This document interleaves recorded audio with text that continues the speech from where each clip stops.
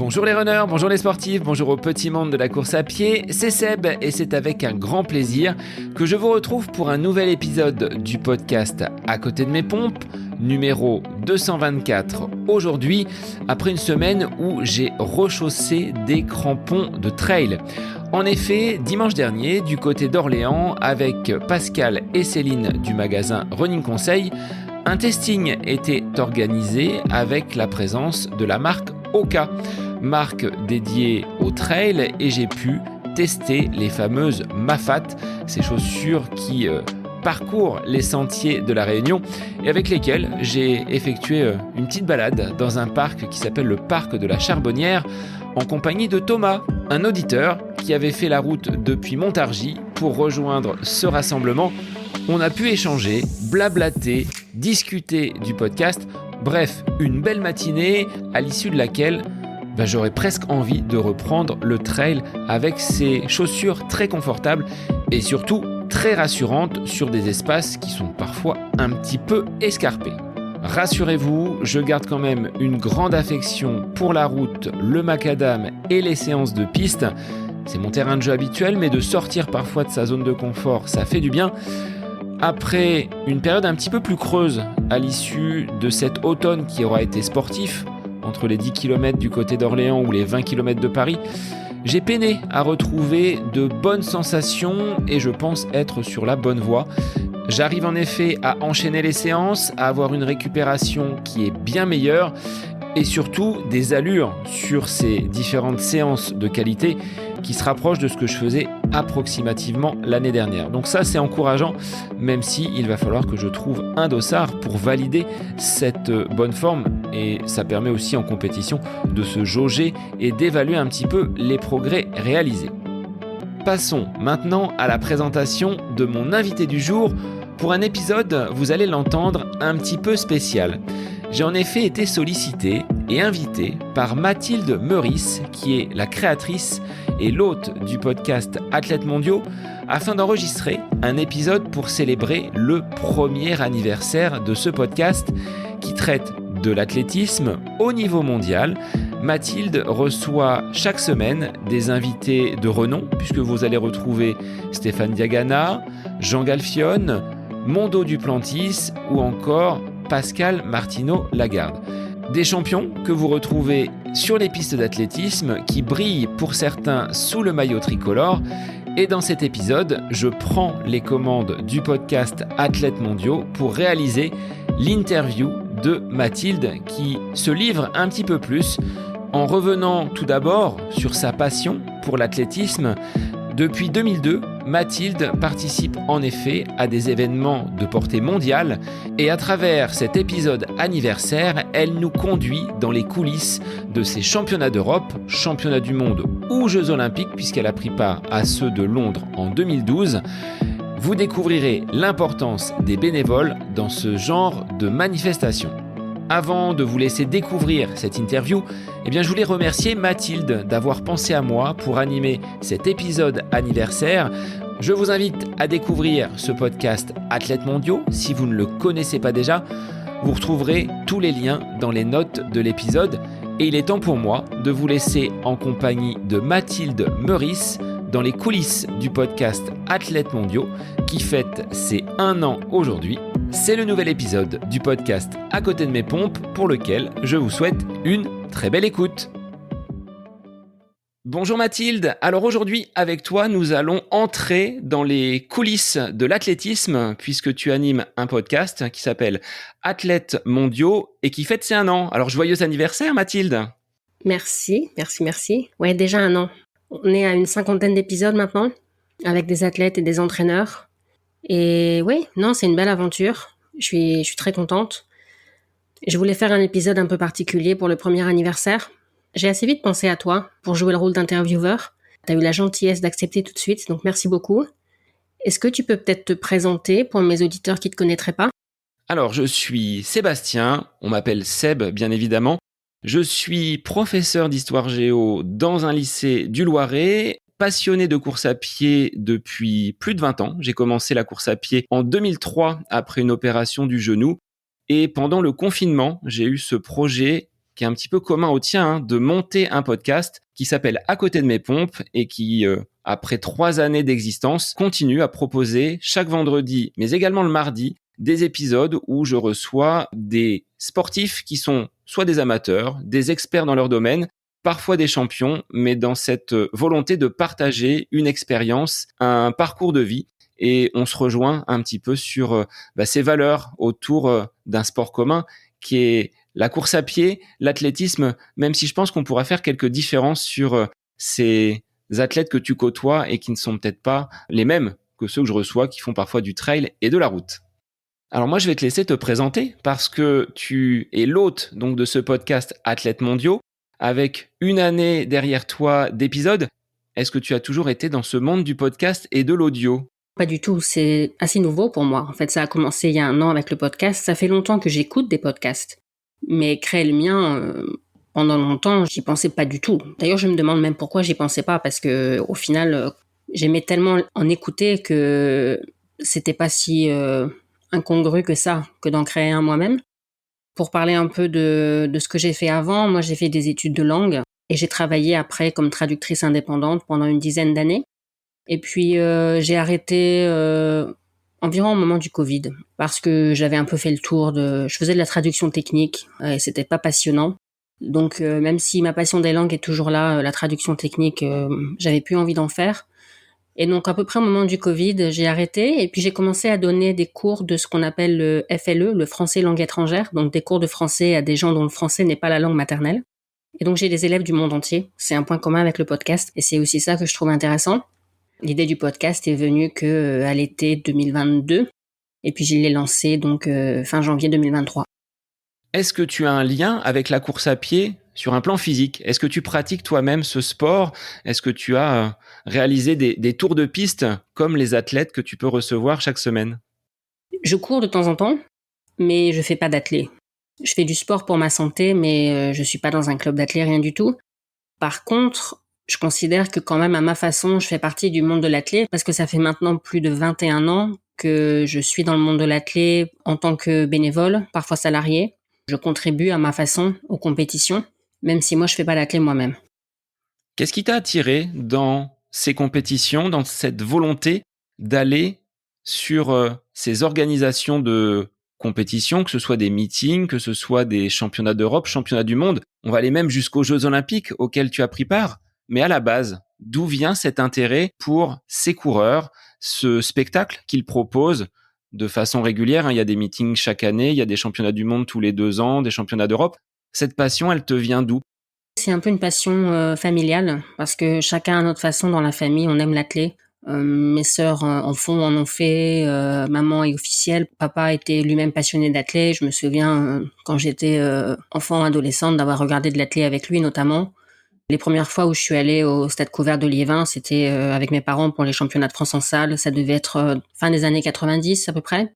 Donc c'est une passion familiale. Et en fait, ce qui s'est passé, c'est qu'à l'été 2002, mes parents ont vu dans la presse régionale que le Stadium Nord de Villeneuve-d'Ascq, près de Lille, allait organiser les championnats du monde de para-athlé, championnats du monde handisport, et qui cherchait des bénévoles. Et donc, en fait, mes parents ont eu l'idée qu'on postule en famille. Et c'est ce qu'on a fait. Donc, mes parents, mes sœurs et moi, on y était là-bas tous les 5. Et ça a commencé comme ça. Moi, à l'époque, j'avais 16 ans. Donc, c'est sûr que quand on est mineur, on fait pas forcément des choses passionnantes. Et d'ailleurs, mes sœurs et moi, comme on était toutes les 3 mineurs, on était sous la surveillance de notre père. On était à ce qu'on appelle la consigne de matériel.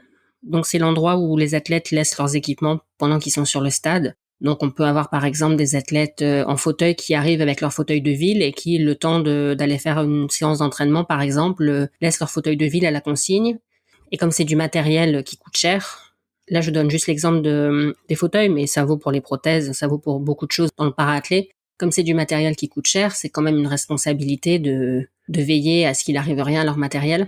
Et c'est marrant parce que ça date de l'été 2002, mais je me souviens encore très bien que le retour à la normalité, entre guillemets, le retour chez moi avait été un peu difficile parce que je trouvais que la vie normale était très fade par rapport à ce que j'avais vécu au Mondiaux Para.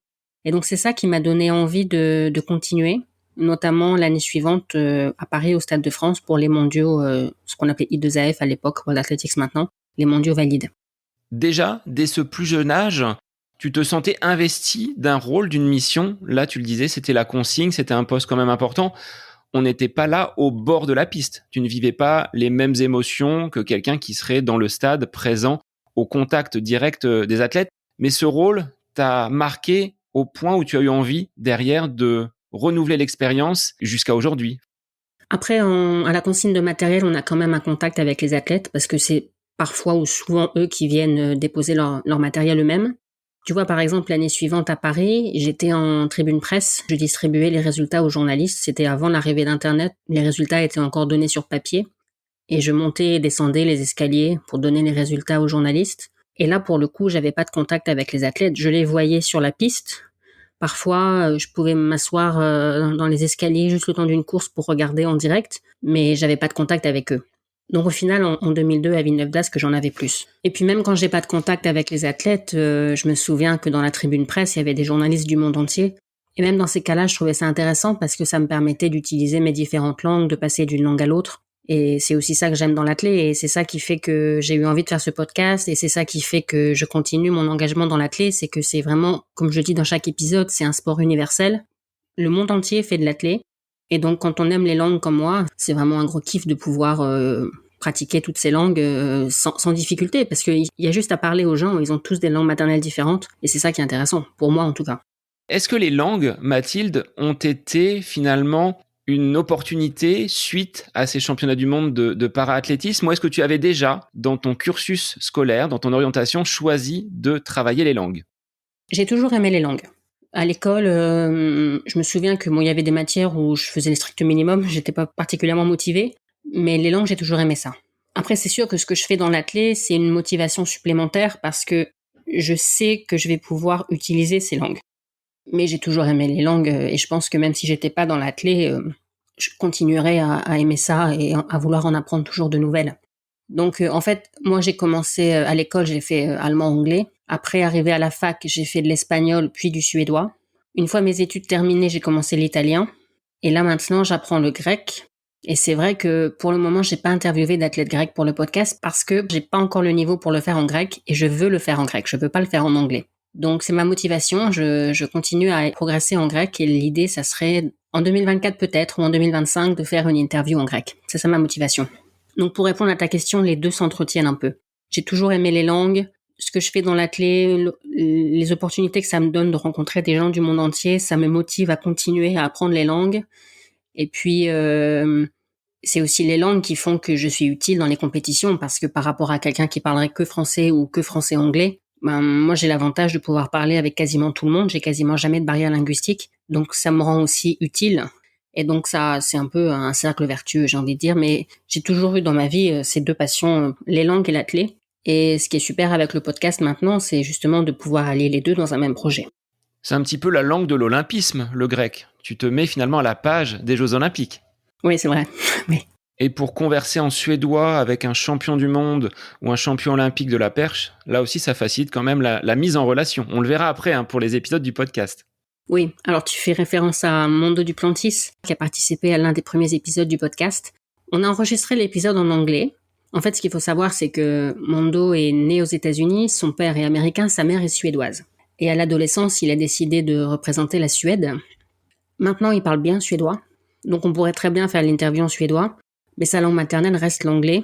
Donc même si quand on se voit en dehors du contexte du podcast, ça nous arrive de nous parler suédois, l'un comme l'autre, on est encore plus à l'aise en anglais, donc la question s'est pas trop posée, on a enregistré l'épisode en anglais.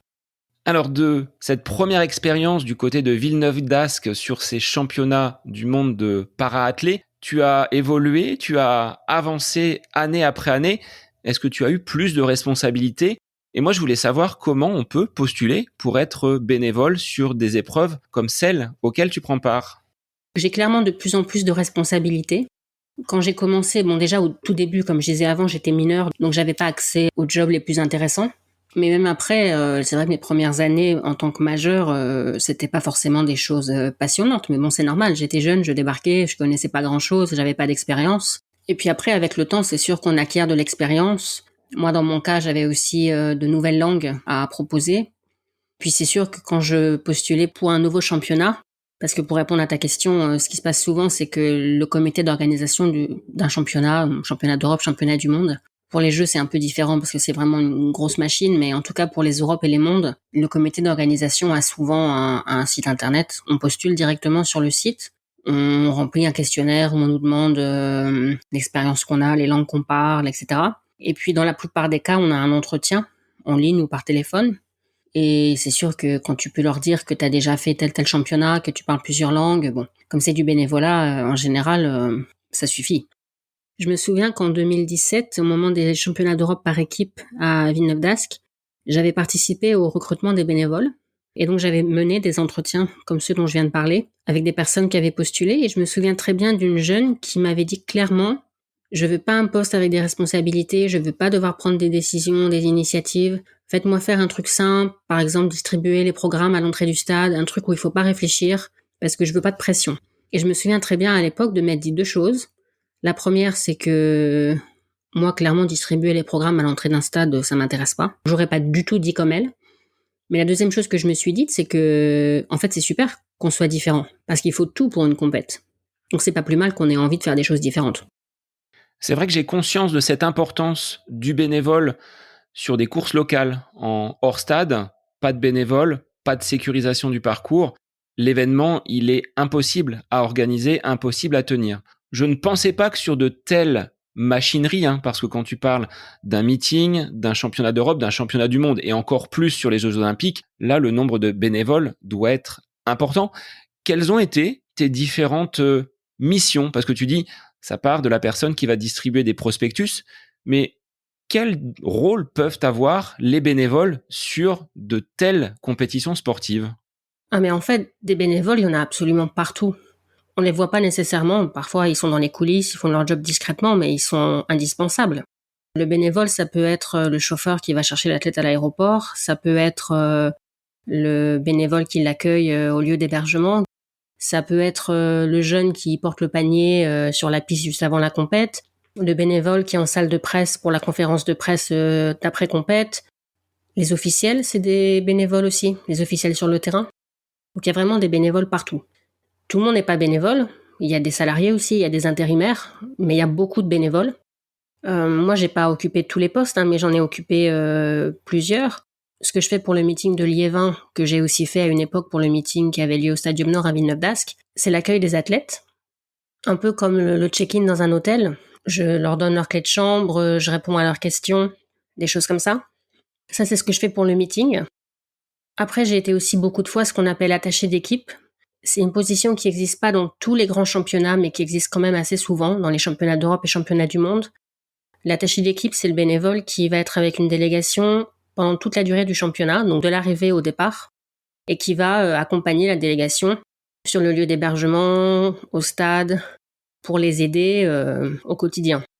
Donc ça peut être les aider d'un point de vue linguistique. Ça m'est arrivé par exemple d'être avec des équipes africaines francophones à Berlin, et donc d'avoir dû servir d'interprète. Parfois, c'est pas forcément une aide linguistique, mais ça peut être une aide concrète au quotidien. Je sais pas, le chef de délégation est au stade avec les athlètes qui sont déjà en compétition, et puis il y a un athlète qui arrive plus tard dans le championnat parce que son épreuve est en fin de championnat. Ça va être à l'hôtel et accueillir l'athlète, vérifier qu'il ou elle reçoit bien sa clé de chambre, qu'il n'y a pas de problème, l'orienter, tout ça. Donc c'est un job que j'ai fait dans pas mal de championnats, avec pas mal de pays. La première fois, c'était à Berlin 2009 aux Mondiaux. Et je pense que la dernière, c'était Berlin 2018, les championnats d'Europe. De Berlin à Berlin. Et j'ai eu plein d'équipes différentes. Ces dernières années, j'ai eu beaucoup la Belgique. C'était un choix de ma part parce que c'est une équipe que j'aime beaucoup. Mais avant, j'avais eu des équipes très très différentes les unes des autres. Ce qu'il faut savoir aussi, c'est que en fonction de la taille de l'équipe, un attaché peut être seul avec l'équipe. Quand c'est une grosse équipe, ils peuvent peut-être être deux attachés ensemble à s'occuper de la même équipe. Et puis à l'inverse, quand c'est des petites délégations, le même attaché peut se voir confier 2 ou 3 équipes. Moi, ça m'est déjà arrivé plusieurs fois d'avoir plusieurs équipes à ma charge. À Berlin en 2009, j'avais 3 équipes de mémoire. Ça devait être le Cameroun, la RDC et le Gabon, si je me trompe pas. Et puis à l'inverse, j'ai eu une fois où j'étais avec l'équipe de France, et comme c'était une grosse délégation, c'était à Amsterdam en 2016, là, on était 2. La plupart du temps, je suis toute seule, avec une équipe, mais j'ai eu des cas un peu différents. Et c'est vraiment, je pense, le job que j'aime le plus parce que Bon, déjà, on n'est pas bloqué à un poste parce qu'en fait, on bouge avec l'équipe. Donc ça, c'est super. Et puis, on voit les coulisses, on voit ce que les téléspectateurs voient pas.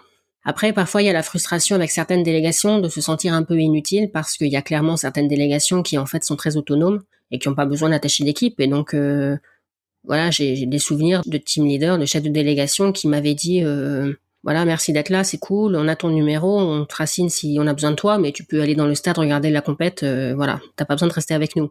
Ça peut paraître sympa, mais finalement c'est toujours un peu une déception parce que c'est pas ça qu'on avait imaginé en arrivant. Et puis à l'inverse, parfois on a aussi le problème, surtout quand on a plusieurs délégations à gérer en même temps, que il faut expliquer aux uns et aux autres qu'en fait on a d'autres équipes à gérer, pas qu'eux, et qui doivent nous partager en fait. Et c'est sûr que si eux ils ont un problème, ils ont envie qu'on soit là pour les aider et ils n'ont pas forcément envie de comprendre que en même temps il y a une autre équipe qui a un autre problème et qu'on peut pas se dédoubler. Et voilà, c'est pas toujours facile. Donc j'ai été attachée pendant pas mal de championnats. Et je disais jusqu'à Berlin 2018. Après en 2019, que ce soit aux Europes en salle de Glasgow ou aux Mondiaux de Doha, j'ai été à ce qu'on appelle en français le centre d'information technique. C'est là où, par exemple, les chefs de délégation vont confirmer les athlètes, vont poser réclamation s'il y a une disqualification. Oui, ça change un peu d'une compétition à l'autre, mais de façon générale, ça peut aussi être là où ils vont, par exemple, déposer les engins quand certains lanceurs veulent lancer avec leur engin personnel. Il faut que l'engin soit vérifié, donc il est déposé là pour que des officiels le vérifient. Et donc j'ai fait ça d'abord à Glasgow 2019. Et puis en fait, ce qui s'est passé, c'est que pour les mondiaux de Doha, le directeur de l'organisation m'a demandé de venir pour m'occuper du centre d'information technique à Doha. Et donc j'ai accepté. J'avais pas forcément de grands espoirs pour cette compète parce que le Qatar me faisait pas particulièrement rêver. Et en fait, je pense que c'est aussi lié aux personnes avec qui j'ai travaillé. J'ai eu vraiment des collègues super sympas. Et j'ai adoré l'environnement de travail, j'ai adoré l'adrénaline du job. Même si les journées étaient très très longues, on est vraiment aux premières loges en fait, on voit les coulisses et c'est vraiment des super souvenirs. Après j'ai refait la même chose à Eugene en 2022 et là, en fait entre-temps il y avait eu le Covid et il y avait déjà un processus de numérisation qui s'était enclenché et le Covid a accéléré tout ça, ce qui fait que entre Doha et Eugene j'ai vu vraiment une grande différence. Il y a beaucoup de choses qu'on faisait encore sur papier à Doha, que les gens devaient venir faire en personne, qui à Eugene se faisait en ligne avec un identifiant et un mot de passe. Et c'est vrai que quand t'aimes le contact avec les gens, c'est un peu frustrant. Donc voilà un peu ce que j'ai pu faire au fil des années. Je suis sûre que j'oublie des choses. Chaque année, je devais un peu... je dis je devais parce que maintenant avec le podcast, j'en fais moins, j'ai pas le temps. Mais je devais un peu choisir mes championnats, on peut pas aller partout. Surtout que il y a beaucoup de choses qui sont à notre charge. On est bénévole et en plus, on doit payer pour quasiment tout. Donc il faut faire des choix, on peut pas aller partout. Ça, c'était une de mes questions en fait. Quels sont les frais qui vont être pris en charge par l'organisation? Finalement, c'est une possibilité pour toi d'accéder à de telles manifestations, mais tu payes tout de ta propre poche. Ça dépend des compétitions. À Doha et Eugene, j'étais logée. Alors, c'était pas dans les mêmes conditions les deux fois. À Eugene, j'étais sur le campus de l'université d'Oregon, dans une chambre universitaire. Donc c'était un peu rudimentaire, on va dire. Par contre, l'avantage, c'est qu'on était sur place parce qu'en fait, le stade fait partie de l'université. Donc il y avait 3 minutes à pied entre ma chambre et le centre d'information technique où je travaillais. À Doha, en 2019, c'était différent parce que là, pour le coup, on était logés à l'hôtel. J'avais ma chambre pour moi toute seule, une chambre énorme, dans un hôtel, je sais pas combien il y avait d'étoiles, mais bon, c'est le Qatar, quoi. Donc c'était des conditions complètement différentes. Les 2 fois, j'étais logée. Par contre, j'ai payé mon avion et j'ai pas été payée, c'est du bénévolat. Mais ça dépend des compétitions. Parfois, on a un petit quelque chose pour nous remercier. En tout cas, il faut pas le faire pour l'argent, ça c'est sûr.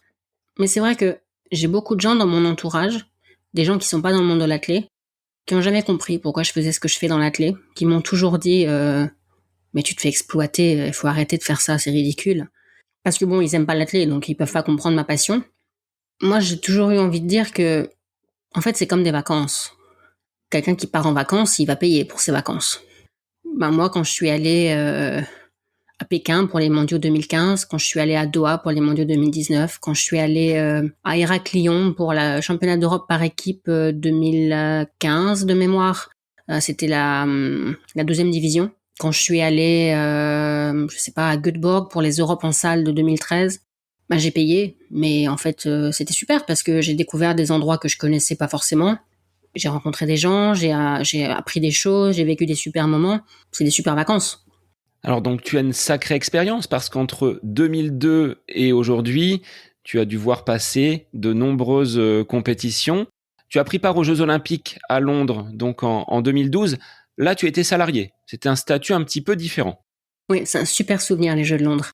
En fait, mon job officiel, c'était responsable de la classification pour les Jeux paralympiques, en athlée. La classification, pour les gens qui connaissent pas bien le para-athlé, c'est toute la procédure qui fait que les athlètes vont participer à la compétition dans une catégorie ou une autre. C'était pas moi qui prenais les décisions. Par contre, je m'occupais de toute l'organisation, de la logistique, d'accueillir les athlètes. Et j'ai assisté qu'à un seul rendez-vous de classification parce que c'était un athlète qui avait besoin d'un interprète. Oui, c'est un moment qui m'avait marqué ça parce que c'est un athlète qui a été jugé non éligible pour participer aux Jeux paralympiques de Londres. Et en fait, il avait été autorisé dans des compétitions précédentes. Et les classificateurs lui ont dit là, en fait, nos collègues s'étaient trompés. Vu votre situation, vu votre handicap, vu comment est arrivé le handicap, vu la gêne que ça vous provoque, vous n'êtes pas éligible. Vous n'êtes entre guillemets pas assez handicapé. C'était compliqué pour moi parce qu'en fait, il comprenait pas du tout l'anglais, donc c'était à moi de lui annoncer la nouvelle. Et j'arrêtais pas de m'excuser alors que j'y étais pour rien, mais c'était hyper difficile d'être la messagère. Tu vois, ça date de 2012 et je m'en souviens encore très très bien parce que ça m'avait vraiment marqué. Donc voilà, ça c'était mon job pour les Jeux paralympiques, mais en fait je suis arrivée à Londres en juin, donc plus d'un mois avant les Jeux olympiques. Très vite, j'ai donné un coup de main à mes collègues pour les Jeux olympiques. Parce qu'on était à Londres, que la plupart de mes collègues ne parlaient qu'anglais. Et donc ils étaient bien contents d'avoir une francophone qui, en plus de parler français, anglais, parlait espagnol, parce que c'est vraiment 3 langues très très utiles dans les grands championnats, français, anglais, espagnol.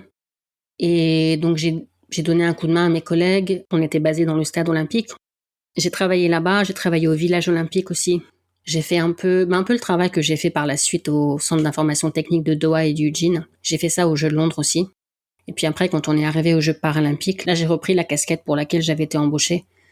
Et je me suis occupée de gérer le processus de classification. C'est un super souvenir, les Jeux de Londres. Après, c'est passé super vite, c'était 3 mois super intenses. Et c'est vrai que j'ai pas eu trop le temps de réaliser ce qui m'arrivait. Ni même d'assister peut-être à des compétitions et à profiter de l'instant? Non, j'ai pas assisté aux épreuves. J'ai dû une fois, un jour, pouvoir m'asseoir dans le stade, regarder 5 minutes d'épreuve, je pense. Je sais plus trop comment et pourquoi, mais c'était la seule fois. Le reste du temps, quand j'avais le temps de regarder quelque chose, c'était sur un écran, dans un de mes bureaux. Il y a des choses que j'ai découvertes une fois que les Jeux étaient finis, que je suis rentrée chez moi. Le seul truc que j'ai pu voir, c'est la cérémonie de clôture des Jeux paralympiques. Là, j'ai pu y assister. Et c'était vraiment cool parce qu'il y avait notamment Rihanna, Coldplay et Jay-Z qui étaient là. Donc c'est pas mal, c'est pas mal. Est-ce que tu as d'autres souvenirs de toutes ces compétitions qui ont émaillé cette période entre 2002 où tu as débuté comme bénévole jusqu'à aujourd'hui? Est-ce qu'il y a des championnats qui ont vraiment une saveur particulière pour toi?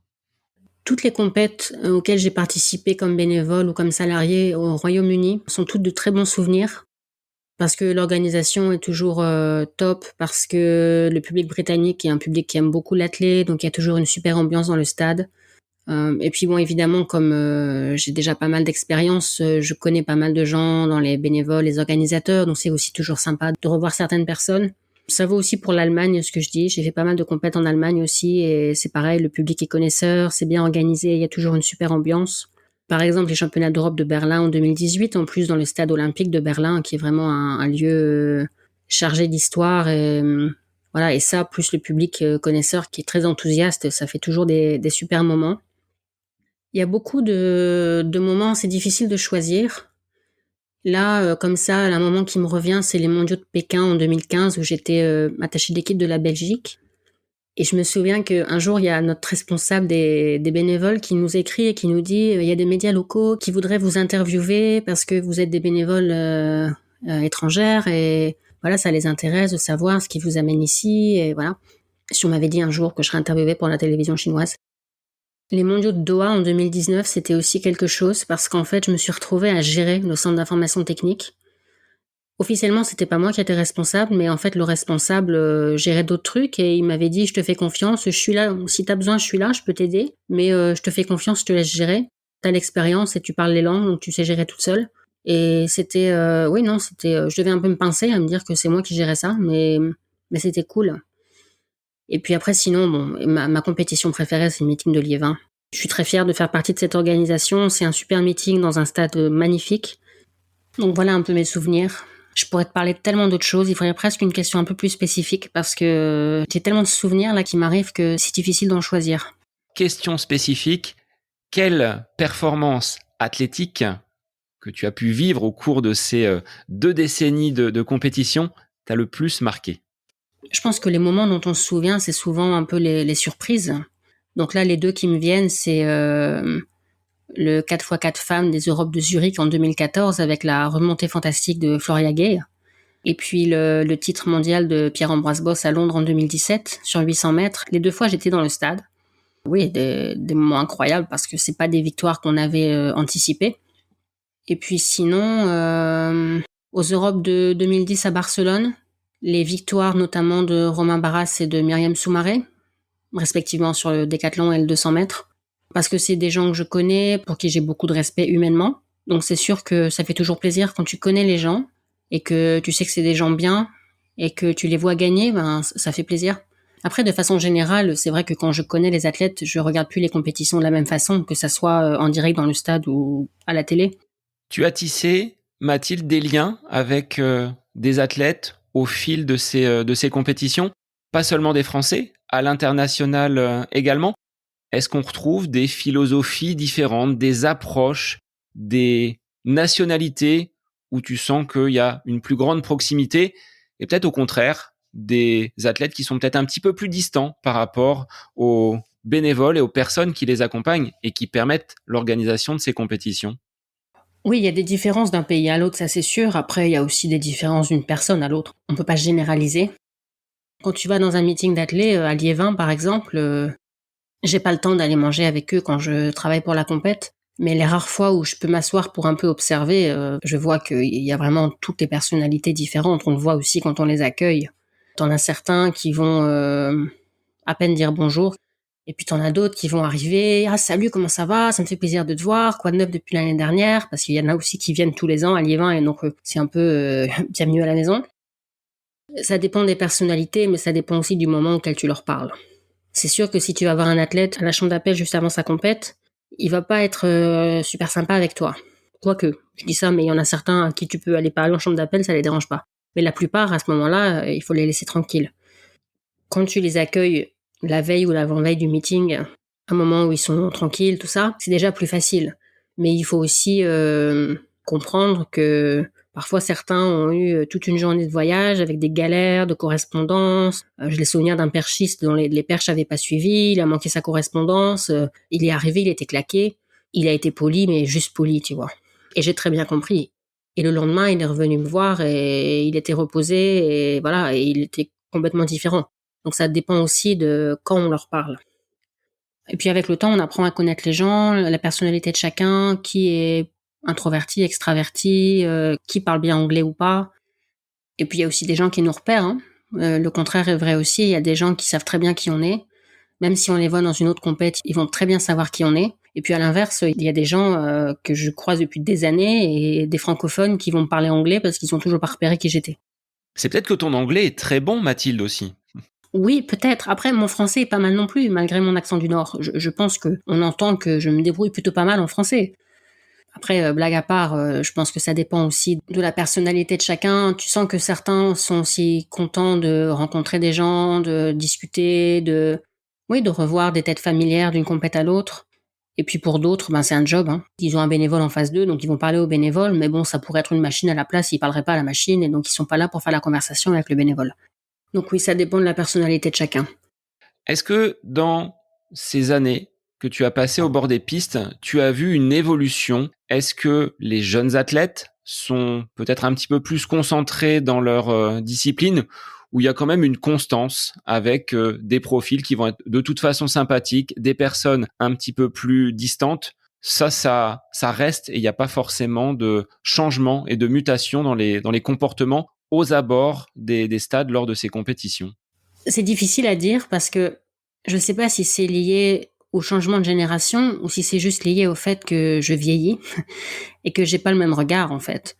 Quand j'ai commencé à travailler par exemple pour le meeting de Liévin, à l'époque j'étais juste en chambre d'appel, ça devait être 2004 je crois. J'étais en chambre d'appel, je donnais les dossards aux athlètes, je les pointais et puis je faisais les appels au micro. Tu sais quand on dit aux athlètes Premier appel pour le saut à la perche homme, veuillez vous rendre à la chambre d'appel, des choses comme ça. J'ai dû commencer ça en 2004-2005 et à l'époque, j'étais impressionnée. Moi, je voyais des gens que j'avais vus à la télé, je leur parlais. Je me souviens qu'il y avait des athlètes qui parfois me demandaient de leur mettre leur dossard en chambre d'appel et j'étais là à me dire « Oh, je suis en train de mettre le dossard d'un tel. » Bon. Ça, c'était à mes débuts, à une époque où certains auraient pu être mes parents, limite niveau âge. Et maintenant, c'est le contraire. Il y en a certains qui pourraient limite être mes enfants. Donc, si on résume un petit peu ce que tu as vécu, c'est une prise de bénévolat sur un meeting en 2002. Aujourd'hui, grâce à ces langues que tu pratiques, Mathilde, tu arrives à être en contact avec des sportifs d'horizons vraiment divers de toute la planète. Est-ce que c'est ça, cette aventure humaine que tu vis année après année dans ces compétitions, qui t'a donné l'envie d'en faire un podcast? Parce que aujourd'hui, on échange parce que nous sommes tous les deux des podcasteurs et ce podcast Athlètes mondiaux, c'est un pur produit de ton expérience, de ta finalement connaissance du milieu de l'athlétisme. En fait, l'aventure Athlètes mondiaux a commencé en 2005. À l'époque, c'était un Skyblog que j'avais créé un été de mémoire parce que je m'ennuyais un peu, je pense. Et donc, j'avais créé ce Skyblog sur lequel je parlais des meilleurs athlètes du monde, sans aucune ambition à l'époque.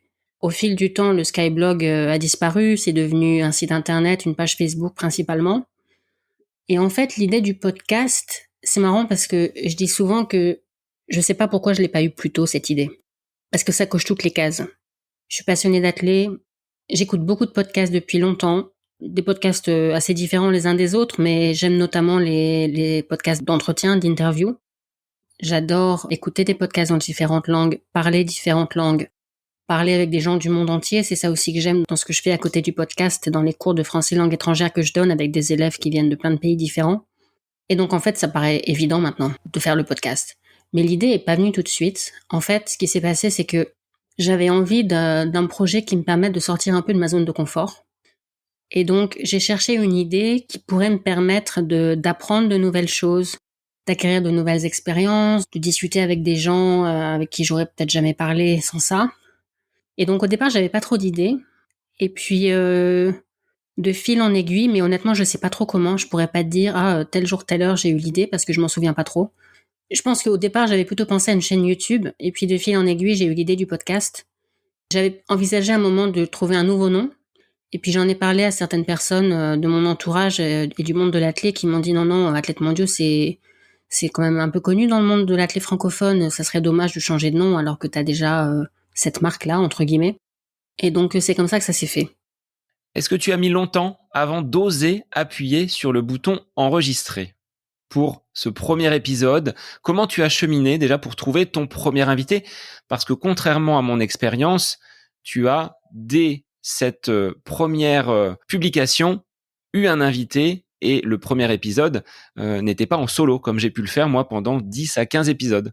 Oui, exactement. Et d'ailleurs, j'en profite pour remercier publiquement Pascal Martineau-Lagarde, qui était mon premier invité, avec qui j'ai enregistré le premier épisode, à un moment où, pour être honnête, je n'en menais pas large.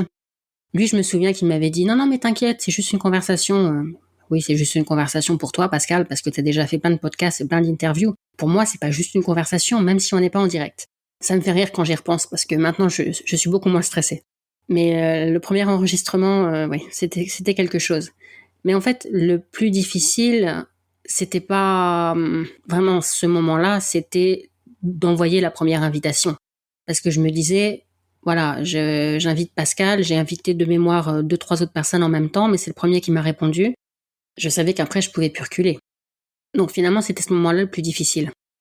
Quand j'ai eu l'idée du podcast, quand je me suis vraiment décidée, j'ai décidé de demander conseil à une podcasteuse qui est pas du tout dans le milieu du sport, mais dont j'aime le podcast. Et puis, du coup, elle m'a coachée. C'était intéressant d'avoir son avis, elle m'a recommandé, par exemple, le micro à utiliser, la plateforme d'hébergement, tout ça.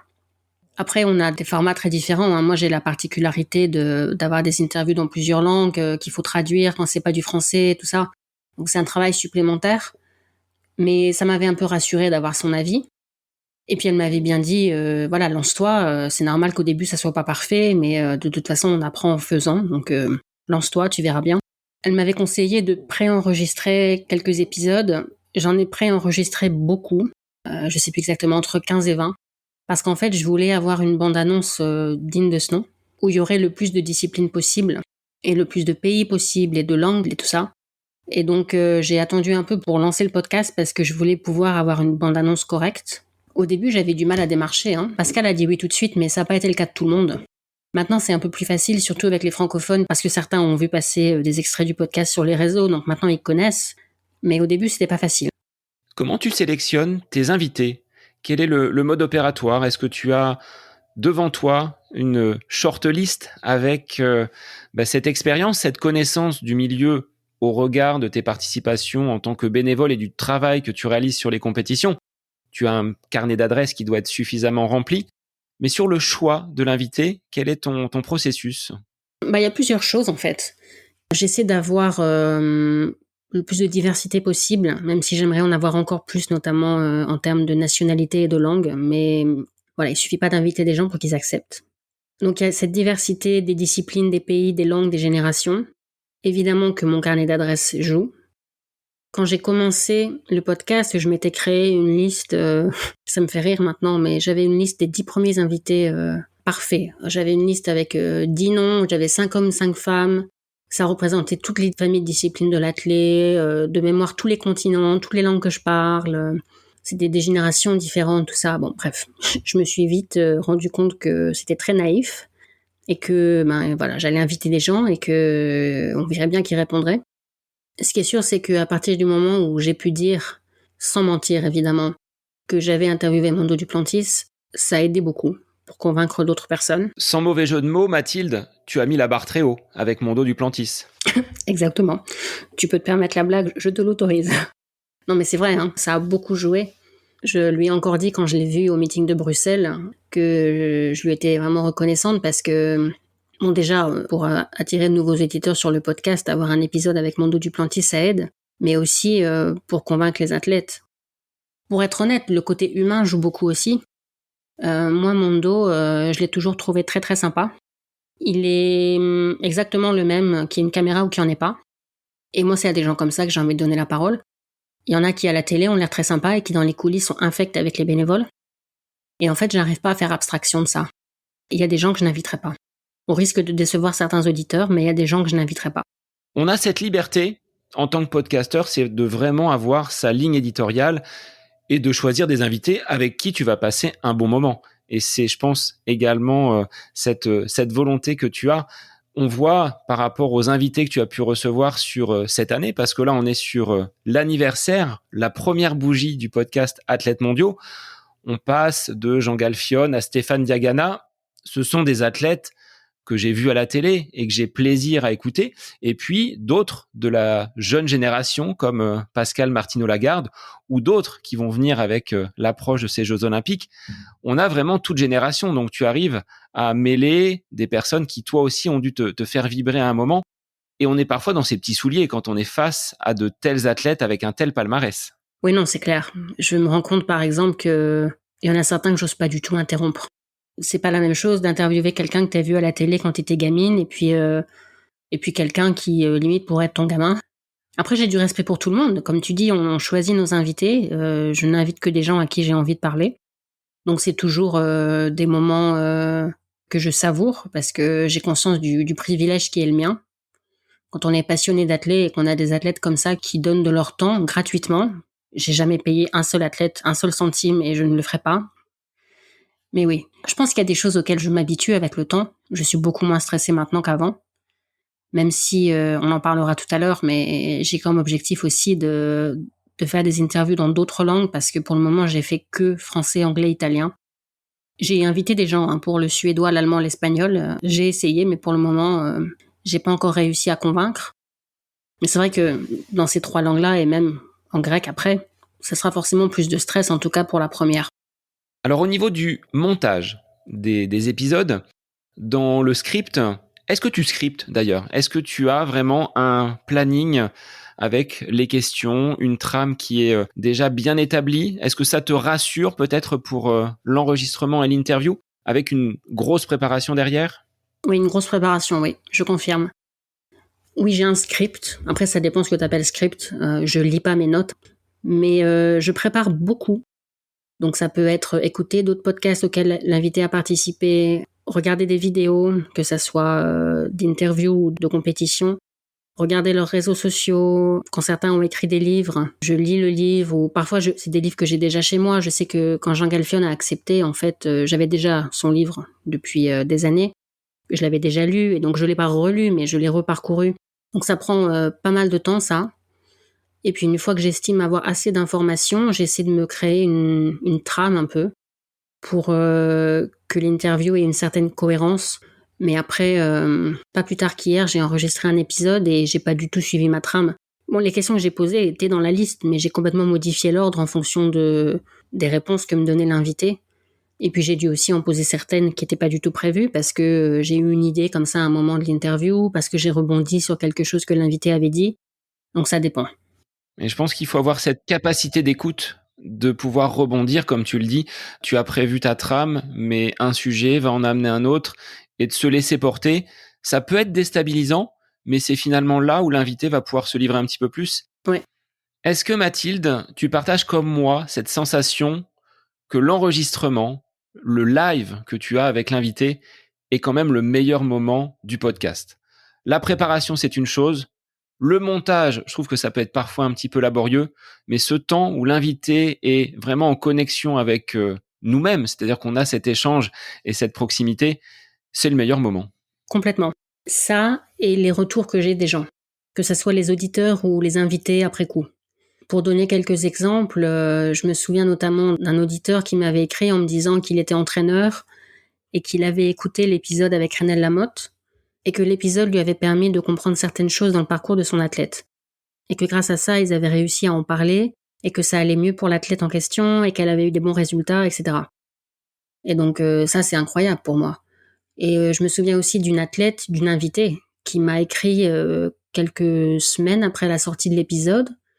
En fait, elle m'a transféré un message qu'elle avait eu de quelqu'un de son ancien entourage avec qui ça s'était pas bien terminé, qui avait écouté l'épisode et qui lui avait dit ça m'a fait prendre conscience de certaines choses, je fais un travail sur moi pour pas reproduire les mêmes erreurs. Et ça m'avait fait halluciner parce que c'est une athlète qui a un palmarès international et quand elle me dit ça, c'est incroyable pour moi. Donc ces deux choses-là. Après oui, comme tu dis, le montage, c'est pas le plus palpitant. La préparation, j'aime bien. C'est intéressant. C'est ça que j'aime à la base. Quand j'écoute des podcasts, c'est pour ça. C'est parce que j'aime écouter les gens raconter leur parcours, tout ça. Donc le côté préparation, j'aime bien. Et je me vois pas trop le déléguer parce que si j'avais quelqu'un qui faisait ça pour moi et qui me donnait une liste d'éléments comme ça, de questions potentielles, je pense que je serais beaucoup moins imprégnée du sujet, entre guillemets. Et je pense qu'il faut connaître un minimum l'invité aussi pour savoir rebondir à ce qu'il ou elle dit. Mais la préparation, ça me dérange pas, j'aime bien. Le montage, beaucoup moins. Donc, je délègue depuis novembre le montage des épisodes en français et ça me soulage beaucoup. Je remercie la personne qui m'aide pour le montage et qui se reconnaîtra. Sachant que de ton côté, comme tu es sur un podcast qui s'appelle Athlètes mondiaux, on a des épisodes en langue étrangère. Donc, tu dois là remettre finalement le tablier de traductrice avec un gros travail là au niveau du montage et à la transcription. Oui, alors plus que la transcription, c'est la traduction, parce que j'ai pas de transcription en fait. Il y a la traduction et le doublage. Le doublage, évidemment, je délègue. Je ne peux pas doubler la voix de l'invité. Je me contente de traduire et de réenregistrer mes questions en français. Mais le doublage, je le délègue à quelqu'un. Par contre, je ne délègue que le doublage. C'est-à-dire que la traduction, c'est moi qui l'a fait. C'est pas vraiment que je meurs d'envie de le faire, mais je me rends compte que c'est un peu difficile à déléguer parce que c'est là où, pour le coup, j'ai une certaine expertise. D'une part parce que je suis traductrice de profession, et donc que je suis plus à même de savoir comment traduire d'une façon naturelle qui ne sente pas la traduction entre guillemets, et d'autre part parce que je connais l'athlète, et même si je suis pas athlète moi-même, je connais le jargon de l'athlète plus qu'un traducteur normal entre guillemets. J'ai essayé de déléguer, j'ai aussi essayé l'intelligence artificielle, mais dans un cas comme dans l'autre, c'était pas probant. Ça aurait peut-être convenu pour des sous-titres, mais pour un doublage, c'était pas assez naturel. Ça sentait la traduction. Ou alors c'était des trucs qu'un francophone natif aurait pas dit. En tout cas dans ce contexte-là. Donc en fait, je continue à le faire moi-même. Avec le temps, ça va un peu plus vite. Certains sont plus faciles à traduire que d'autres. J'ai aussi parfois des difficultés pour les passages très techniques. Et là, j'ai la chance d'avoir des contacts qui peuvent m'aider, que je remercie aussi. Je veux pas faire dire n'importe quoi aux invités. Quand par exemple j'ai eu Mondo Duplantis, les quelques passages techniques, il n'y en a pas beaucoup dans les scènes d'interview, mais il y en a quelques-uns. Je voulais pas lui faire dire n'importe quoi en français, même s'il l'aurait sans doute jamais su, hein, mais par respect pour lui, c'était pas envisageable. Donc j'ai demandé à un très bon ami à moi, qui d'ailleurs est passé sur le podcast après, Damien Innocencio, qui est entraîneur de saut à la perche, de me confirmer que certains termes étaient bien corrects. Donc c'est vraiment un boulot, la traduction. Après, je pense que c'est indispensable de le faire. Quand je regarde les statistiques d'écoute du podcast, je me rends bien compte que quand il y a 2 versions disponibles, la version originale et la version française est beaucoup plus écoutée. Après, c'est sûr que vu que je passe du temps à traduire, autant que ça soit écouté. Mais c'est sûr que c'est un peu frustrant parce que j'aimerais bien parler avec plein de gens. J'ai encore plein de contacts non francophones que je pourrais inviter. Mais à chaque fois que j'invite quelqu'un, je me dis ah oui, mais alors, il faut anticiper que il va falloir passer autant de dizaines d'heures à traduire, à faire doubler, etc. Ça me fait renoncer parfois à certaines interviews, ce qui est un peu dommage. Quel bilan, Mathilde, tu tires de cette première année de podcast? Tu viens de souffler donc cette première bougie anniversaire du podcast Athlètes Mondiaux. Quelles sont les grandes lignes, les grands enseignements que tu tires? Quel bilan je tire? Que c'est une très belle aventure, que je regrette en aucun cas de l'avoir commencé, même si c'est énormément de travail. En début d'année, je m'étais dit d'ailleurs que j'allais faire peut-être 1 ou 2 mois avec un épisode par semaine et qu'après je passerais à un épisode tous les 15 jours. Et finalement, je me suis prise au jeu et on est 1 an plus tard et j'ai fait un épisode par semaine depuis le début. Donc je me suis un peu surprise là-dessus. Après, ça aurait pas été possible si j'avais pas eu cette aide pour le montage depuis novembre, parce que là, j'arrivais vraiment à un point où je pouvais plus tout faire toute seule. Mais je me suis quand même surprise sur ma capacité de travail. Je suis très contente des retours que j'ai. C'est quasiment unanimement positif. Il y a une question que je me posais aussi quand j'ai commencé le podcast, c'était qui allait l'écouter? Parce que c'est vrai que c'est toujours un peu difficile de savoir dans quelle mesure je peux utiliser du jargon ou pas. Je peux expliquer certaines choses, après je veux pas non plus réexpliquer les mêmes choses à chaque fois, parce que les passionnés d'athlètes qui écoutent, ils vont trouver que c'est redondant, répétitif et un peu ennuyeux. Donc c'est un peu un équilibre à trouver entre ok, je vulgarise certaines choses, mais en même temps j'ai conscience que la plupart des gens qui écoutent, ils sont passionnés d'athlètes aussi, et en fait si je veux que eux apprennent quelque chose aussi, il faut que ça soit un peu plus technique, un peu plus complexe. Donc c'est un peu un équilibre à trouver. Quel bilan sinon? Je regrette un peu quand je vois les statistiques d'écoute que certains épisodes soient pas plus écoutés. Après, je peux comprendre, hein, parce que je fais aussi sans doute ça avec d'autres podcasts, mais parfois j'ai l'impression que les gens écoutent que quand ils connaissent l'invité. Mais c'est un peu frustrant parce que parfois c'est vraiment des épisodes que je trouve très intéressants et je trouve dommage qu'ils soient pas plus écoutés, mais c'est comme ça. Je suis très reconnaissante envers tous les athlètes qui ont accepté l'invitation. Certains écoutent le podcast, ça me fait toujours un peu halluciner, mais je pense que ce que je retiens aussi, c'est le rapport humain, en fait. Parce que c'est des êtres humains, hein. J'ai déjà eu l'occasion de le dire, mais un moment qui m'a marqué, mais ça peut paraître bête, c'est les gens qui écoutent le podcast, ils savent que au début de chaque épisode, l'athlète fait l'introduction du podcast, donc dit bonjour, se présente en quelques mots et souhaite la bienvenue sur le podcast. Et quand les invités ne sont pas francophones, je leur demande de le faire dans leur langue et en français. Et en français, je leur dis quoi dire. Je leur écris en phonétique. Et certains le font sans aucun problème. Certains d'ailleurs ont des bases de français, donc ils sont pas trop de mal. Mais je me souviens d'une invitée que j'ai vue limite se décomposer au moment où je lui ai demandé de le faire. Et elle m'a dit je parle qu'une seule langue, j'ai toujours eu honte de ça. Je vais le faire, mais ça me stresse. Et ça m'a marqué, hein. Ça fait un moment qu'on a enregistré, mais je m'en souviens encore très bien.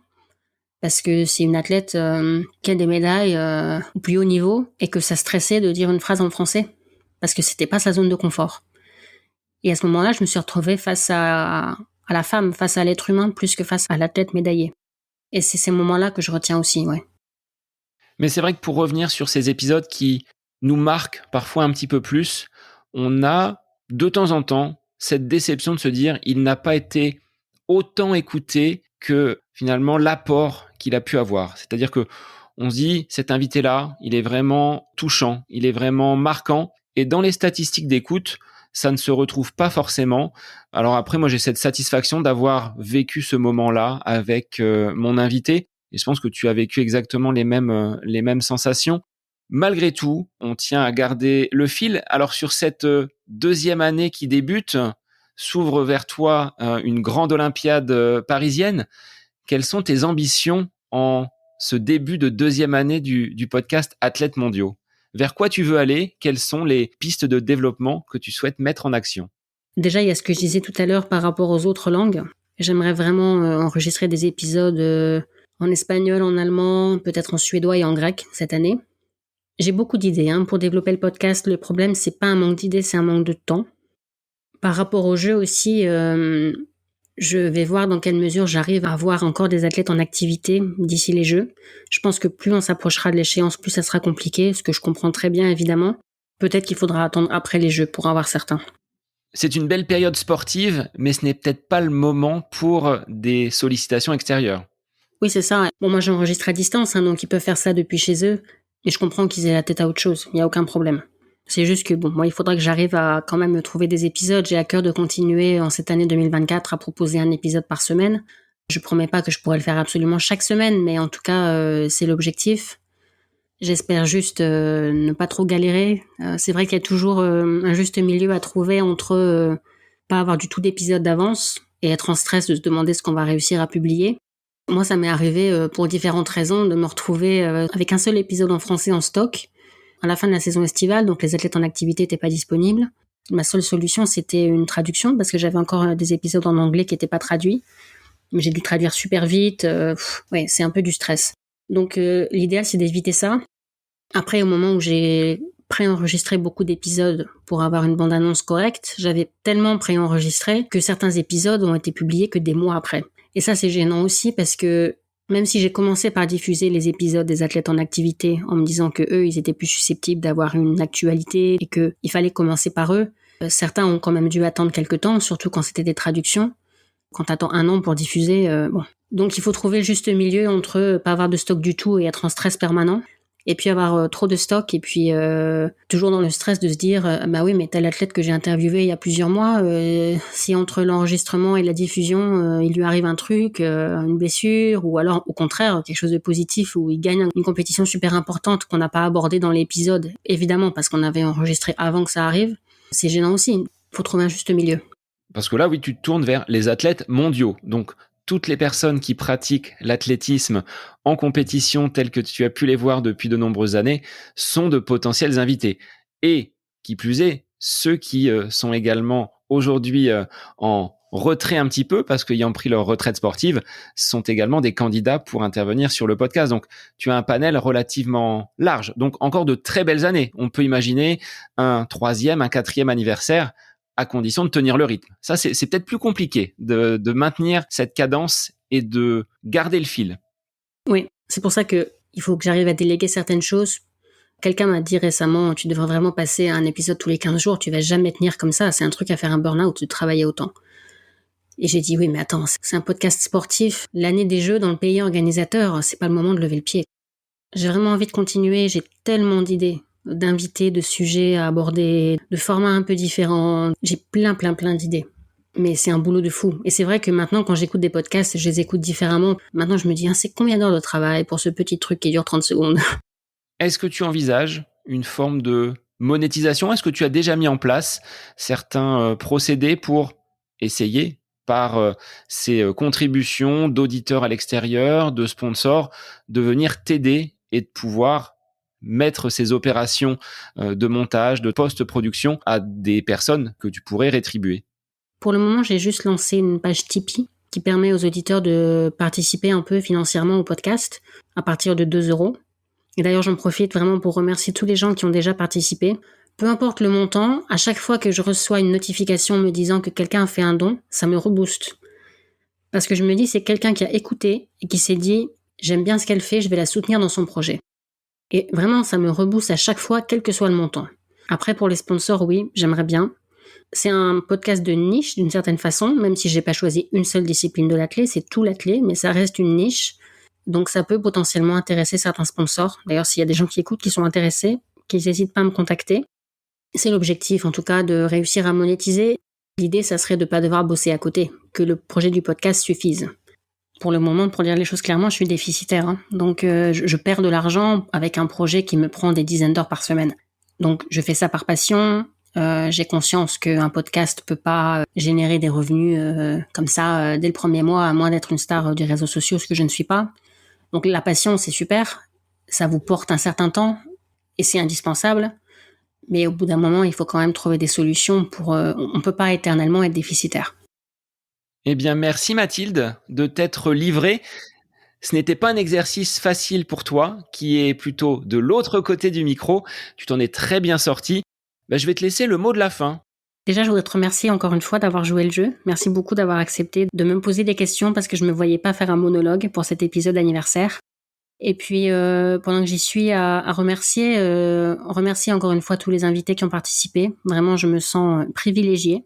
Quand je regarde la liste des invités que j'ai eu jusqu'à présent, je me dis que c'est quand même un sacré casting. Donc, merci vraiment à chaque invité. Merci à tous les auditeurs qui écoutent depuis le début.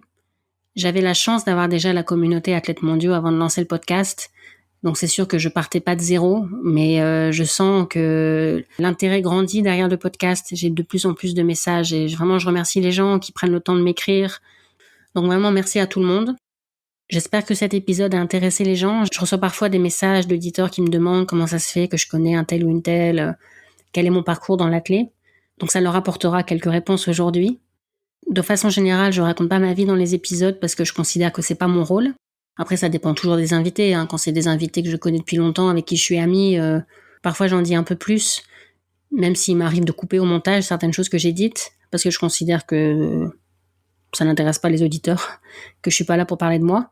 Cette fois-ci, si, c'était l'idée de l'épisode. Donc, encore une fois, merci à toi. Et puis, voilà, bonne continuation avec ton podcast aussi. Ça pourrait être marrant dans 1 an, 2 ans, 5 ans, 10 ans, de réenregistrer un épisode et de se rappeler les bons souvenirs de ce premier épisode anniversaire d'Athlètes Mondiaux qu'on avait enregistré ensemble. Eh bien, écoute, c'est tout le bien que je te souhaite de durer et de garder ce fil conducteur avec cette passion qui t'anime depuis ta plus tendre enfance presque. On remonte à 2002, plus de 20 ans, cette passion de l'athlétisme qui t'anime et que tu transmets à travers ce podcast Athlètes Mondiaux. Chaque vendredi, on remettra les liens dans les notes de l'épisode pour que les auditeurs, que ce soit ceux d'à côté de mes pompes ou ceux d'Athlètes Mondiaux, puissent finalement découvrir un univers qui est finalement parallèle. On marche dans la même direction, on est juste un petit peu à côté, pas tout à fait à côté de ces pompes. Merci Mathilde. Merci à toi. J'espère que cet épisode avec invité vous aura plu. Je vous remercie infiniment de votre écoute. Pour faire remonter le podcast dans les classements, je vous invite à laisser une petite évaluation sur Apple Podcast, 5 étoiles, un petit commentaire. Ça me fera énormément plaisir et vous permettrez au podcast d'être remonté, diffusé, déployé sur ces différentes plateformes de façon plus importante encore qu'il n'est actuellement. Et puis je vous invite à me retrouver sur les différents réseaux, Facebook, Instagram. Laissez votre petit message, votre commentaire, ça me fait plaisir d'échanger avec vous. Si vous avez des questions, si vous voulez échanger sur quelconque sujet en lien avec la course à pied, mais pas que, parce que le sport c'est une philosophie de vie et c'est une passion qui nous anime de façon commune, donc n'hésitez pas à venir échanger avec moi. Sur ce, je vous souhaite une bonne fin de semaine, un bon week-end et je vous dis à la semaine prochaine pour un nouvel épisode du podcast À côté de mes pompes.